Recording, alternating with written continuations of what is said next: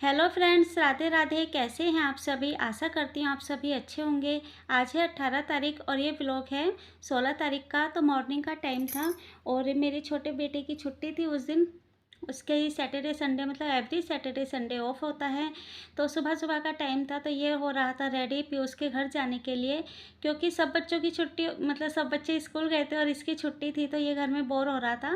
तो ये मुझसे बोल रहा था, मम्मी आप तो काम करोगे और मुझे मतलब रेडी कर दो, और मैं ना पीयूष के घर जा रहा हूँ। तो इसको बोला, बेटा पीयूष की छुट्टी नहीं है आज। कह रहा कोई बात नहीं, मैं ना आंटी से बात कर लूँगा, आंटी के साथ फिर मैं आपके पास आ जाऊँगा।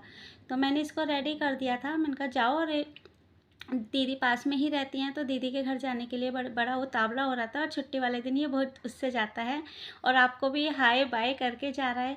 और इसको भेजने के बाद फिर मैं लग गई थी घर की सफाई में। तो जिस दिन बच्चों की छुट्टी होती है ना, उस दिन बहुत ज़्यादा काम हो जाता है, और कल संडे है तो संडे के दिन फिर और ज़्यादा मतलब काम बढ़ जाते हैं। तो मैंने आज इस वाले रूम की बेडशीट है वो साफ़ करी। और मैं आपको एक तरीका बताऊंगी कि हमारा घर जो है ना, अगर हम सफाई से मतलब रोज़ क्लीनिंग ना करें ना, तो बहुत ज़्यादा घर गंदा हो जाता है। और अगर हम छोटी छोटी ट्रिक से अपने घर को साफ़ रखें ना, तो हमारा घर रोज़ ही शीशे की तरह चमकता है। तो रोज़ का तो मैं ये नहीं कहूँगी कि मैं पूरा दिन बस हाथ में कपड़ा लेके और 10 दिन करती रहती हूँ या साफ़ करती रहती हूँ। हाँ, लेकिन 2-3 दिन में एक-एक रूम की सफाई करती रहती हूँ। जैसे आज इस रूम की कर दी, तो दूसरे दिन दूसरे रूम की करूँगी। और वीकली मतलब 1 हफ़्ता यूँ ही बीत जाता है और घर भी हमारा साफ़ रहता है। क्योंकि मेरा स्टिचिंग का भी काम है, तो मैं ये नहीं कहूँगी कि भई मैं रोज़ ही बस 10 दिन करती रहती हूँ। लेकिन ये है कि मैं 2-3 दिन में एक-एक रूम की सफाई करती रहती हूँ। तो इसी तरीके से ना हमारा घर बहुत अच्छे तरीके से साफ़ रहता है। तो ये देखिए, ये रूम में भैया का जो टेबल है ना, ये टेबल पे भैया बस सामान यूँ ही बिखेर देते हैं। और उसके बाद फिर मेरा काम रहता है उसको सँगवाना। तो ये टेबल की मैंने जल्दी से कपड़ा मार दिया, और जो भैया का बेड है उस पे भी एक कपड़ा मार दिया है। अगर मैं 2 या 3 दिन में इस पे कपड़ा मारूँ ना, तो ये पता नहीं चलता है कि ये गंदा हो रहा है या नहीं हो रहा। क्योंकि भैया का रूम वैसे भी बंद रहता है, पर्दे लगा देते हैं, तो इतनी धूल मिट्टी नहीं आती है।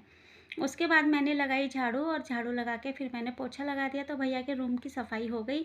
और फिर मैं कपड़ों में लगूंगी। और आजकल मैं व्लॉग नहीं बना पा रही, इसके लिए सॉरी। और कोशिश करूंगी कि मैं डेली ही व्लॉग डालूं। तो कपड़ों में क्या था ना, कि जो पायदान थे, तो मैं हफ्ते में एक बार ये पायदान ज़रूर धोती हूँ। तो नहीं धो ना, तो बहुत ज़्यादा गंदे गंदे से लगते हैं, तो इसीलिए मैं इसको हफ्ते में ज़रूर धोती हूँ। मैंने सुबह ही पायदान जो है धोने के लिए लगा दिए थे कि मेरा टाइम बच जाएगा। और अब मैं लग गए थे, मतलब जो हमारे कपड़े थे वो मैंने वॉशिंग मशीन में डाले।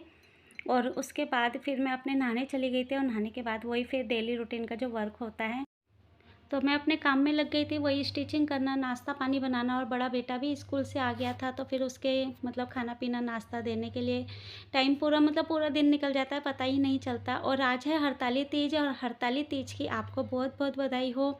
और आज मैं बहुत छोटा सा व्लॉग आपके साथ शेयर कर रही हूँ। आशा करती हूँ आज का व्लॉग आपको पसंद आएगा। अगर पसंद आए तो प्लीज़ इसको लाइक शेयर सब्सक्राइब ज़रूर कीजिए। मिलते हैं नेक्स्ट व्लॉग में, तब तक के लिए राधे राधे।